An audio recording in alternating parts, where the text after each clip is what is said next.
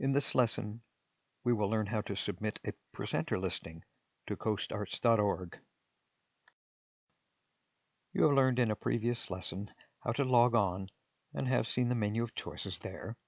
If you choose Submit a Presenter from that menu, a form will appear, which, if filled in and submitted, will immediately create a presenter listing in the Coastal Arts directory of coastarts.org.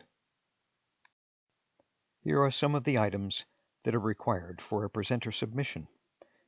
In the form, the required items will have an asterisk in the label. You should be prepared to enter these into the form. Here are the other required items. Note that an image on your computer will be needed, as well as the presenter's contact information. And these are optional items that can be used. Optional items can be left blank, however, and the headings for unused items will not appear in the listings. The best practice for preparing for a submission is to use a word processing document to enter and save, as a text document, the needed text and other information for the submission, just in case you need to resubmit at a later time. Most commonly, the Microsoft Word program or Notepad program is used for this. The text can be copied from the document into the form, or optionally you can just type directly into the form. Be sure to save the Word document as a text file to remove special formatting before copying the text. Copying can be done with the shortcut keys of Control-C and pasting with Control-V. Apple users use the Command key instead of the Control key. Let's look at how these are entered into a submission form. Your identity as the submitter is required to be entered in the first two boxes of the submission form. The required presenter's name is entered into the next text box. Next in the form is the location, that is, the city or town that the presenter is based in. This choice will allow visitors to coastarts.org to find the presenter by filtering their search by city or town. Clicking on the arrow will drop down a list of cities with a scroll bar to drag down to see further down the list. Select the city name by clicking on it to highlight it.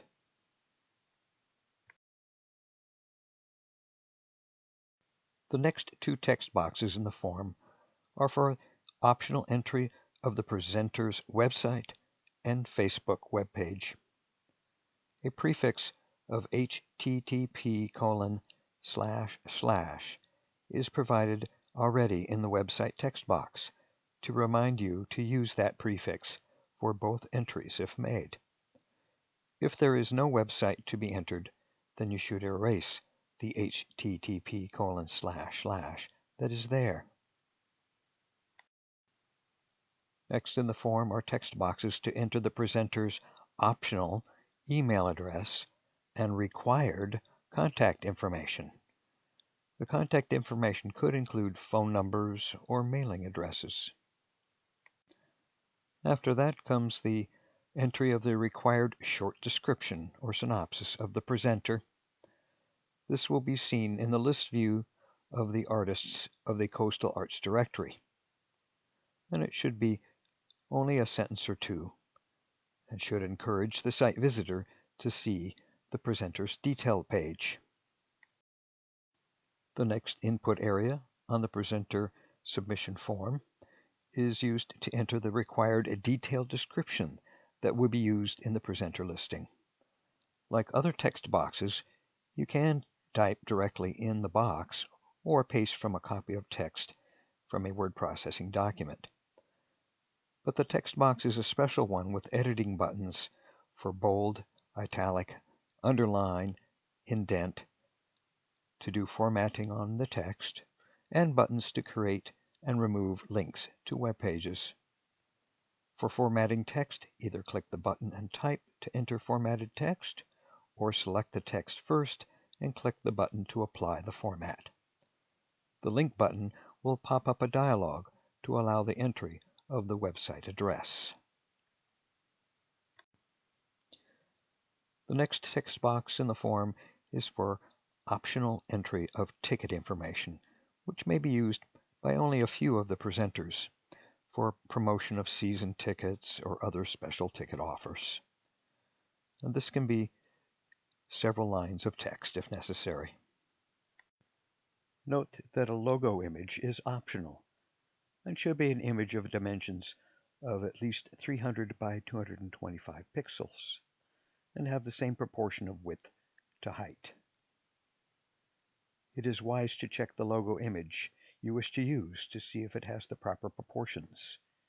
You may need to edit the image for this reason prior to making the submission. You should also find an appropriate image on your computer to represent the presenter for the required main image. As noted in a previous lesson, the image should be a portrait-oriented image, and the image file size must be less than 2 megabytes. When you click the Browse or Choose File button for each image, an Open File dialog box opens, allowing you to navigate to the image file on your computer that you wish to use for the listing. Once found, the file is selected and the Open button is clicked to finish the selection. If you do not choose a file for a logo, none will appear in the final listing.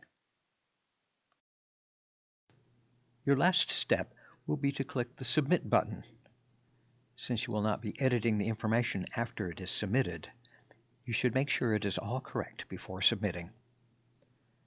If you have not entered one or more required items, the form will not submit and will highlight the missing entries in red with messages of what is mandatory. Simply enter the missing information and click Submit to correct this problem. If the image file is too large, however, the form will simply refuse to submit. The exercise that follows is a simulation of the actual form so that you can practice. Prepare with some information to type or paste into the form. Do not take too long, however, in deciding what text to use at this time, since we are just having you experience the procedure. Find the image you will need on your computer as well, making sure it is a portrait orientation and less than 2 megabytes. A simulation of the resulting listing will be presented to you after you submit the form. You will then be instructed how to return to the lessons.